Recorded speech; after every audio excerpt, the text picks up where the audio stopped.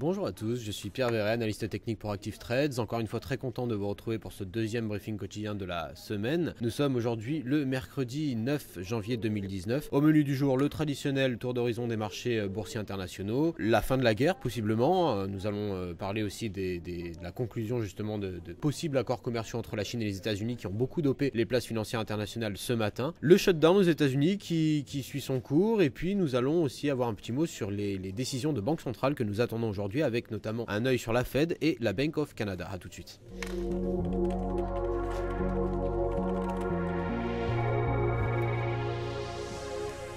Cette nuit, l'indice MSCI Asia-Pacifique a progressé de 1,4%. Le Nikkei 225 à Tokyo a quant à lui clôturé en hausse de 1,1%, poursuivant ainsi une série de 3 journées haussières consécutives. En Chine, le Hang Seng a lui aussi salué les discussions commerciales entre la Chine et les États-Unis en progressant de 2,27%. En Europe, situation assez similaire puisque l'indice Stoxx 600 affichait une hausse de 0,8% à l'open. Également sous l'effet de l'optimisme des accords commerciaux, les secteurs de l'automobile, de la technologie et des mines affichant les meilleures performances de la matinée en tout cas. Aux États-Unis, les futurs sur indice SP500 pointent également vers un gain à l'ouverture. Le rendement du trésor à 10 ans s'établissait à 2,735% et l'or continue, en tout cas semble poursuivre sa phase de baisse en dessous de son seuil des 1287 $ l'once. Alors, fin de la guerre ou pas, c'est un petit peu ce qu'on évoquait ce matin. Il n'y a encore eu aucune annonce concrète étant donné que la délégation américaine est toujours dans l'avion au moment où je vous parle. La Chine et les États-Unis ont conclu sur une note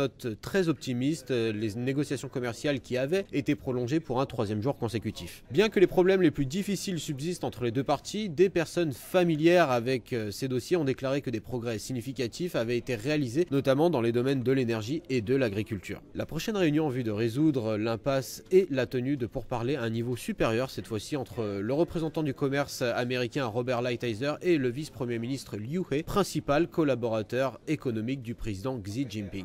Cela devrait avoir lieu à la fin du mois, donc voilà, on n'en sait pas encore trop à ce niveau-là, mais c'est vraiment une affaire à suivre, une affaire qui est bien engagée, mais qui reste un des points d'attention majeurs pour la majorité des investisseurs en ce début d'année 2019. Les États-Unis dans le mur, sans mauvais jeu de mots, les deux parties à la bataille politique qui a laissé des portions du gouvernement sans financement depuis le 22 décembre doivent se réunir un peu plus tard dans la journée afin de poursuivre les discussions quant à la résolution de l'impasse. Avec peu à gagner pour beaucoup à perdre, il y a peu d'espoir qu'il bouge à court terme. La liste des groupes touchés par le shutdown s'allonge de plus en plus, avec dorénavant des voyageurs, des entreprises axées sur les consommateurs, des négociateurs et des agents immobiliers parmi les personnes concernées. À suivre aujourd'hui, les banques centrales sont les market movers principaux des observateurs économiques. La dernière décision de la Bank of Canada en matière de taux doit être rendue à 16h CET, donc heure de Paris. Cette annonce sera bien évidemment accompagnée des prévisions trimestrielles mises à jour et d'une conférence de presse du gouverneur Stephen Poloz à 17h15